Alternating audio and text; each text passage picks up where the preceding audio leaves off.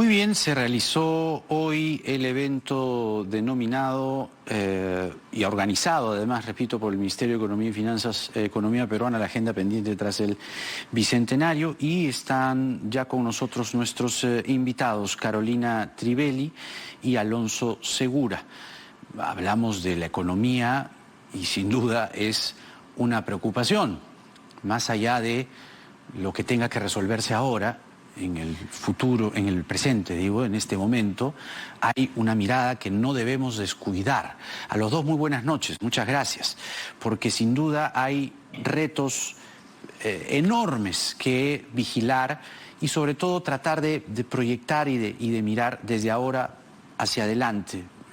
Y quiero comenzar con Carolina Trivelli, porque existe todavía, aunque en menor escala, preocupación por la opción del señor Castillo y las políticas que él pensaba echar adelante, no sin antes llamar a una asamblea constituyente.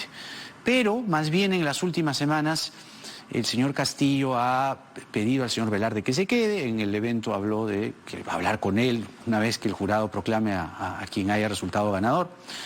Pero estas primeras señales, Carolina, ¿usted qué impresión le dan? Y sobre todo, el primer impacto en la economía es el dólar, ¿no? El dólar ha empezado a bajar. Pero más allá del dólar, estos mensajes, ¿cómo los recibe usted? A ver, claramente los mensajes, Jaime, son para calmar a los mercados, ¿no? Y yo creo que eso está muy bien. Era imprescindible hacerlo y creo que lo que permiten es que se espere con calma la proclamación, o sea, desde los mercados, y que demos tiempo para que hagan los anuncios de los nombramientos y de los planes y prioridades que va a lanzar el nuevo gobierno. Ahora, Alonso, el asunto de estos pasos que el señor Castillo da, que no es, además, no está solo, ¿no? Está el señor Franque, que hoy se ha reunido con funcionarios y hasta el propio embajador de la Embajada de España para justamente hablar a su vez con representantes de la Cámara de Comercio de España, con empresas españolas. ¿Cuál es su evaluación en torno a este primer momento, ¿no? O este momento, si quiere, de training, ¿no?, que está teniendo el señor Castillo ya como para, digamos, dar algunos pasos mucho más certeros, una vez que el jurado diga lo que tenga que decir? Y bueno, antes que nada, gracias, Jaime, por la invitación. Hola, Carolina, ¿cómo estás? Sí, están tratando de, digamos, moverse en un entorno en que todavía oficialmente no ha sido proclamado. Evidentemente es algo que se va a dar en los próximos días y están de alguna manera tratando de generar aproximaciones con distintos, digamos, actores internacionales, locales, ¿no? La propuesta al doctor Velarde ha sido muy bien tomado, no lo ha rechazado. Hay quienes dicen ya aceptó, tampoco, vamos a ver, yo imagino que tendrá sus condiciones. Pero esperaría que pueda llegar a buen puerto y eso va a traer tranquilidad, ¿no? Vamos a ver, le falta hacer los nombramientos de otros puestos clave de su gobierno. La presunción es que el principal asesor económico es Pedro Franque, ¿no? Veremos si es que lo ratifica, lo nombra y también otros puestos, ¿no? Pero digamos, se va a ir viendo, supongo, en los próximos días anuncios más concretos, ¿no? Dos temas muy concretos que ustedes han hablado en el foro, y el primero, Carolina, tiene que ver con el que usted expuso respecto a la agricultura y a la agricultura o a la economía, digamos, agrícola rural. Y vamos que el señor Castillo ha llevado a mucha gente, ¿no?, dedicada a esta noble actividad dentro del bolsón de sus electores, de sus votantes. Y de hecho el señor Castillo, el señor Franque, la señora Mendoza se han referido a la segunda reforma agraria, ¿no?, que se va a implementar. Y usted señalaba que uno de cada dos agricultores es pobre. Ahora, ¿cómo combinamos esta segunda reforma agraria que plantea el señor Castillo con sacar de esta situación de pobreza, de languidez al agricultor? rural, a la economía agrícola rural? A ver, yo creo que es una oportunidad bien interesante para el Perú plantear una discusión más grande sobre cuál es la necesidad de hacer una política agraria orientada a la agricultura familiar, a la agricultura de pequeña escala, que logre no solamente que los agricultores salgan de una situación de pobreza y mejoren sus niveles de productividad, sino que sean el desencadenamiento de una transformación, digamos, de los sistemas alimentarios en el Perú, ¿no? Recordemos que el grueso de lo que producen estos 2 millones de agricultores en el Perú va directamente a la mesa de los consumidores urbanos. Claro. ¿No? Y lo vimos durante la pandemia, que eso genera una relación directa entre las ciudades y el campo. ¿Cuál va a ser el contenido que se le va a dar a esta propuesta de segunda reforma agraria? Está por discutirse, está por entenderse, pero la agenda de desarrollo para la agricultura familiar en el Perú es una agenda que requiere mucha mayor presencia del Estado, pero también del sector privado, atendiendo con servicios a esta agricultura. Es una agricultura que está estancada en su productividad, con bajos niveles de productividad, y que tiene muy poco acceso a servicios que son hoy día fundamentales para pensar en el desarrollo del sector que nos alimenta, ¿no? Y que necesitamos que nos alimenten mejor. Entonces, creo que hay una muy buena oportunidad de que esa bandera con la que llegaría el profesor Castillo al gobierno sea realmente una bandera muy positiva para el proceso de reconciliación que necesitamos en el Perú, para el cierre de brechas y para una política orientada a un crecimiento inclusivo. Ahora, Alonso, lo suyo es la recuperación económica post-COVID, ¿no? Pero tenemos, por lo pronto, en el horizonte inmediato, una asamblea constituyente, que es lo que se está señalando. Yo no sé si ambas cosas se combinan o de qué manera, es decir, una recuperación económica después de la pandemia frente a más o menos, ¿cuánto sería? ¿Año y medio, 2 años, quizá un poquito más de incertidumbre, de redactar una constitución, ¿no? En un momento en el que más bien habría que mirar hacia otro lado, mirar hacia la inversión privada, hacia la inversión pública. El señor Franque hace algunos encuentros, no solamente con la gente de la Embajada de España, también estuvo con el Bank of America el día de ayer. ¿Cómo se combinan esas dos pretensiones, que no dudo que el equipo técnico de Perú Libre tiene para recuperar la economía, frente a la pretensión de la Asamblea Constituyente? Sí, yo creo que van a tener que calibrar un poquito ahí sus propuestas, ¿no? Primero hablemos de la reactivación, digamos. Hay vientos de cola muy fuertes externos, siempre ayuda muchísimo al Perú. Crecimiento muy fuerte global, políticas monetarias expansivas, precios de materias primas volando, esto te va a ayudar muchísimo. No sabemos cuánto tiempo, pero digamos, posiblemente los siguientes 2 a 18 meses te van a empujar. 2, inversión pública te ayuda, está caminando, pero te da unas cuantas de encima, ¿no? Pandemia es una precondición, vacunación para evitar que se dé una nueva ola es una precondición, está avanzando la vacunación, eso es importante. Pero la otra pata es justamente inversión privada. El 80% de la inversión en el Perú es inversión privada, que es la que genera empleo. Si eso no camina, se te va a acabar la gasolina. Y la situación en la que está el mercado laboral, con una pérdida muy importante aún de puestos de empleo adecuado, el empleo se ha recuperado, pero con su empleo, con informalidad, dependiendo del criterio que usen, sobre todo su empleo. Entonces necesitas inversión privada. Es difícil, tanto en corto plazo como en mediano, que se tomen decisiones importantes de inversión, por lo menos la mediana y gran empresa, cuando tiene un entorno incierto sobre las reglas de juego base de la economía, ¿no?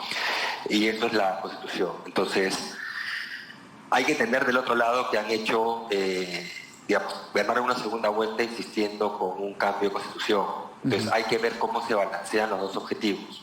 Yo he dicho y sido muy claro de que creo que la Constitución sí funciona en la parte económica y lo que no ha funcionado ya son políticas al amparo de la Constitución, que debieron ser más inclusivas, debieron ser más redistributivas, etcétera, ¿no?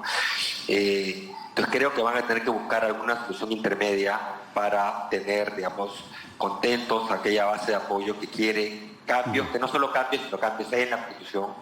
y también a todos aquellos que no lo quieren. Necesitamos consensos y ciertamente lograr mejorar la Constitución, no simplemente pasar a una situación en la cual tengamos mucha incertidumbre y una Constitución que termine regresándose a tiempos a los cuales no queremos regresar, ¿no?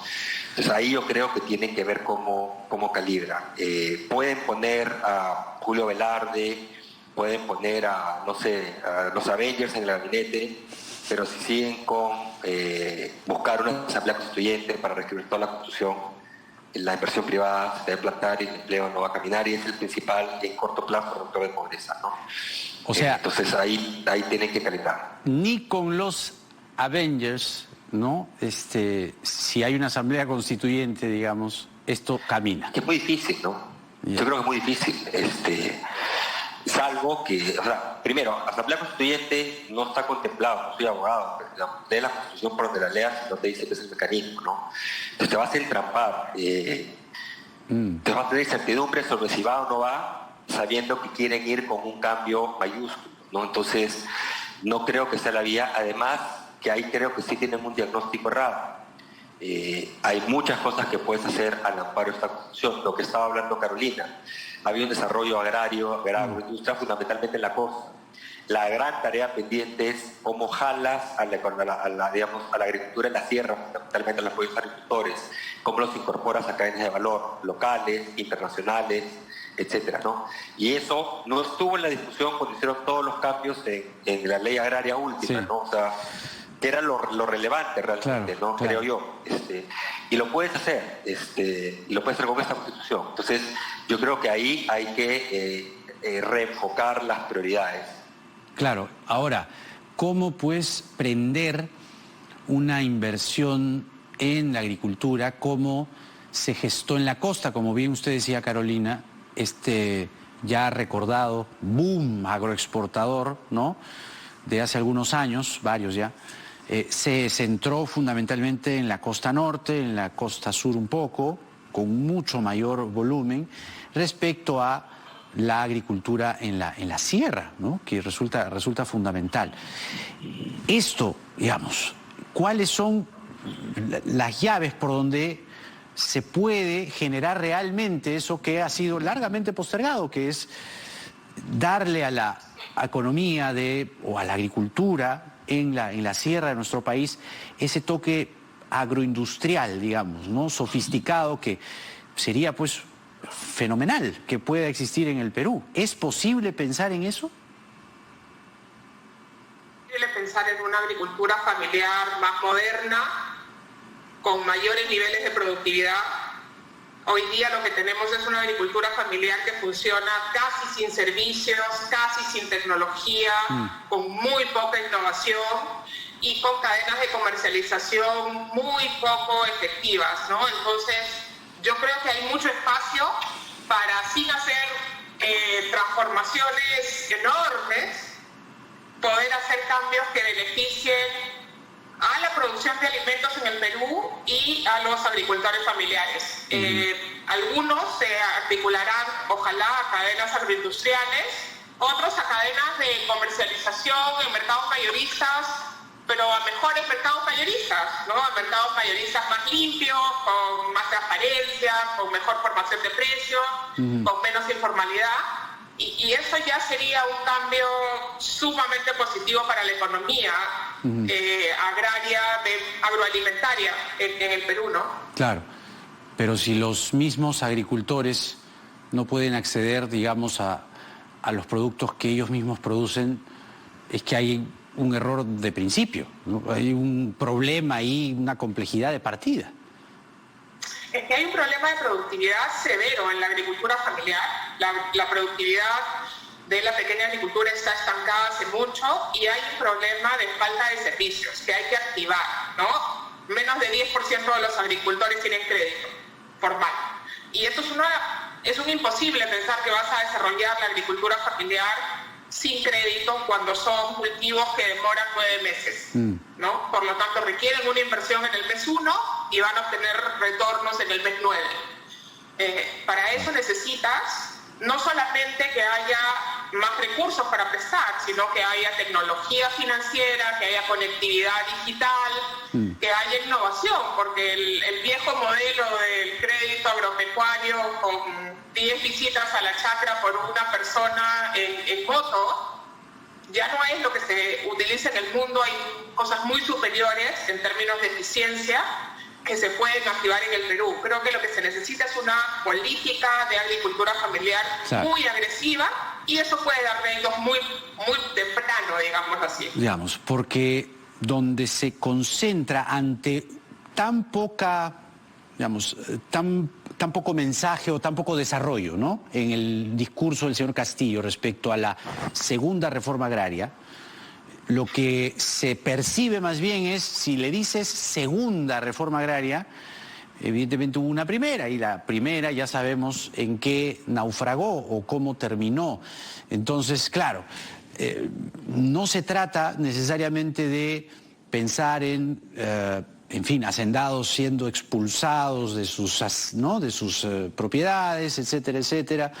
Nuevamente las cooperativas y todo lo que pasó, y que lamentablemente puede haber sido, ¿no?, quizá una reivindicación social, ¿no?, porque habían, en fin, cosas que habían quedado relegadas, cosas, digamos, muy graves también desde el punto de vista social. Pero aquí, si hablamos de sacar de la pobreza al agricultor o a la agricultura familiar, ciertamente no se han dado muchas señales de hacia dónde va o qué es lo que se quiere, qué es lo que se pretende con la agricultura, ¿no?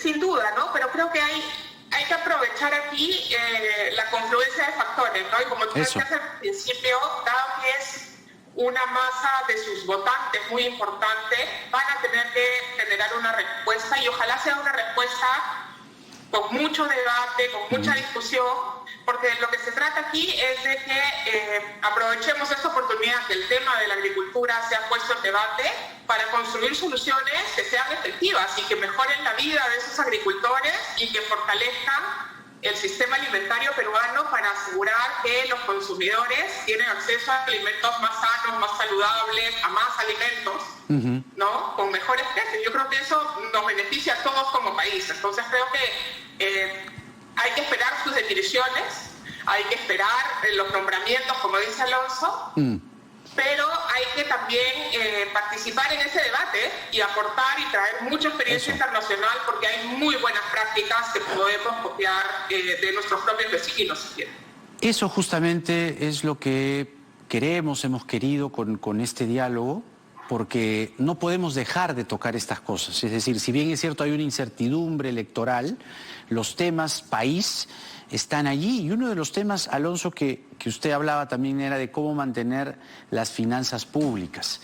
Y aquí también hay honda preocupación, ¿no?, respecto a lo que podría eventualmente hacer el señor Castillo, ¿no?, con las finanzas públicas, con un manejo populista, si se quiere, arbitrario también, si se quiere, ¿no?, poco planificado, que podría, digamos, eventualmente el equipo técnico poder darle mucho más cuerpo. Pero a partir de cómo mantener las finanzas públicas, que es fundamental, ¿qué otros asuntos son urgentes de ponerse a pensar y mirar en este momento de cara al próximo gobierno en materia económica?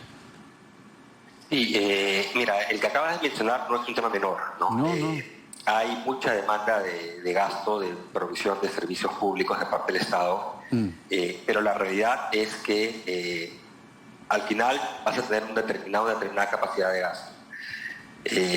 Sobre la macro se construyen muchas cosas, sobre la estabilidad macroeconómica, ¿no? No es suficiente. Creo que hay mucha gente que pensó que esto era suficiente por mucho tiempo y no era suficiente, pero es necesario, ¿de acuerdo? Si la pierdes, ahí sí perdiste el norte, ¿no? Y justamente vas a tener mayor capacidad de gasto si tú eres capaz de atraer inversión. Porque esa inversión es la que te va a dar mayor crecimiento, esa inversión es la que te va a dar empleo, esa inversión es la que te va a dar mayor recaudación tributaria. Además de cualquier medida política tributaria que tenga, ¿de acuerdo? Entonces por ahí tienen que encontrar un balance entre sus banderas políticas, digamos, lograr que el Estado llegue más a la gente, generar políticas que mejoren las oportunidades, que igualen las oportunidades, que es lo que se ha buscado... ¿Qué fue lo que más menos hizo Ollanta Humala, ¿no? Digamos, en otros volúmenes, si se quiere, pero más o menos por ahí es lo que, ¿no? Que es digamos, es por donde creemos que debieron seguir las políticas públicas, ¿no? Claro. Entonces tienes que tener cuidado con irte totalmente al otro lado y matar la galleta de los huevos de oro, digamos, ¿no? Y en esa agenda también elevar la presión tributaria es fundamental, ¿no? El crecimiento y la inversión te va a dar un elemento importante, ¿no? Lo otro ya son políticas tributarias específicas, pero lo cierto es, mirando hacia mediano plazo, un país con una recaudación con ingresos del tamaño de los que tiene el Perú, así tuviera la eficiencia de Suiza, va a ser muy difícil que puedas prestar los bienes y servicios públicos que requiere la población en cantidad y calidad. Entonces tenemos que trabajar, hay que trabajar en políticas de mejor eficiencia de gasto, sí, y van a tener que escoger cuáles son las prioridades, porque es duro, pero plata para todos no va a haber. Así es. En su momento, por ejemplo, se escogió que vamos por reforma educativa, vamos por inversión productiva, vamos por política social, ¿de acuerdo?